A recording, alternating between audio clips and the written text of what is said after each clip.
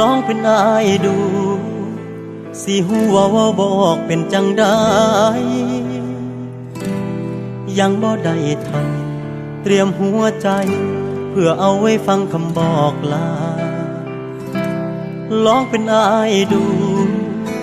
สิหูว่ากลั้นบ่อยู่ดอกน้ำตาเมื่อได้หูโตเมื่อได้หูว่าเจ้าบ่อยากสิอยู่ข้างๆได้ยินอยู่ได้ยินทุกค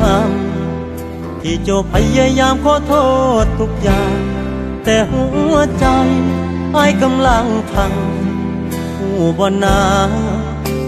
ต้องถามว่าเป็นหยังคือเงียบไปแล้วสิให้เว้าอีหยังเว้าอีหยังเฮ็ดได้แค่เป็นผู้ฟังที่ดีฮักเจ้าเพียงใดยิ่งย้ำความจริงว่าตอนนี้ข้างในใจเจ้าบ่มีเหลืออายแล้วสิให้เว้าอีหยังเพื่ออีหยังเมื่อมันบ่เฮ็ดให้เจ้าเปลี่ยนใจอ้ายเข้าใจพอแต่เจ้านั้นบ่เข้าใจอ้ายแห่งเว้าอ้ายก็แห่งเจ็บหลายอ้ายเว้าบ่ได้ดอกนาง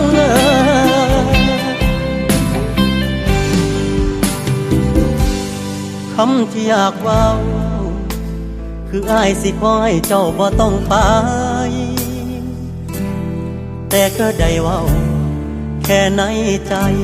อ้ายเฮ็ดอิหยังบ่ได้เลยบ่ได้โกรธใครจังได้แล้วอ้ายต้องอยู่ให้คุ้นเคยบ่ต้องคิดมากบ่ว่าเลยบ่ต้องห่วงอ้ายบ่เป็นหยังได้ยินอยู่ได้ยินทุกคำที่เจ้าพยายามขอโทษทุกอย่างแต่หัวใจอ้ายกำลังพังหูบ่น่า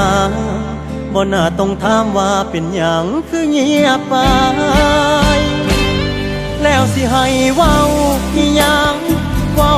อีหยังเฮ็ดได้แค่เป็นผู้ฟังที่ดีฮักเจ้าเพียงใดยิ่งย้ำความจริงว่าตอนนี้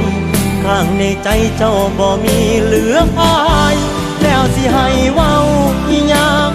เพื่ออีหยังเมื่อมันบ่เฮ็ดให้เจ้าเปลี่ยนใจอ้ายเข้าใจพอแต่เจ้านั้นบ่เข้าใจอ้ายแห่งเว้าอ้ายก็แห่งเจ็บหลายอ้ายเว้าบ่ได้ดอกนาง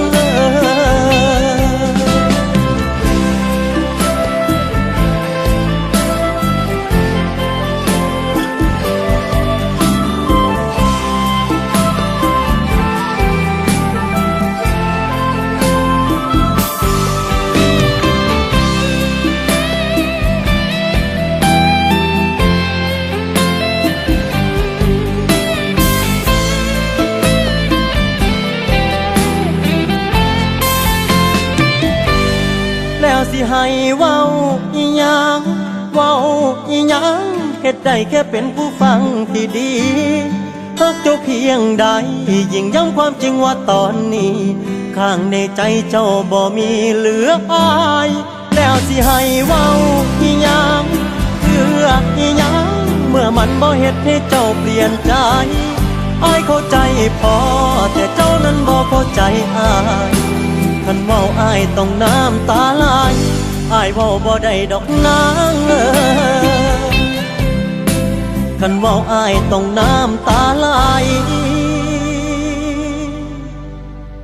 อ้ายเว้าบ่ได้ดอกนาง